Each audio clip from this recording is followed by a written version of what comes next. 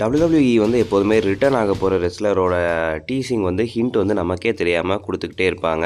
So அதே மாதிரி தான் பிராக் லெஸ்னரோட ஒரு பெரிய டீஸ் வந்து லாஸ்ட் ராவில் வந்துட்டு பால் ஹேமனோட ப்ரோமோவில் நடந்திருக்குது. I'm the one behind the one. பால் ஹேமன் வந்து ரோமன் ரெயின்ஸ் ப்ரோமோ பண்ண வந்திருந்தாலுமே இந்த டைலாக் வந்து அவர் யாருக்காக யூஸ் பண்ணது அப்படின்னா பிராக் லெஸ்னருக்காக யூஸ் பண்ணியிருந்த ரெஃபரன்ஸ் நம்ம எல்லாருக்குமே தெரியும். 1 in 21 and 1 Brock Lesnar.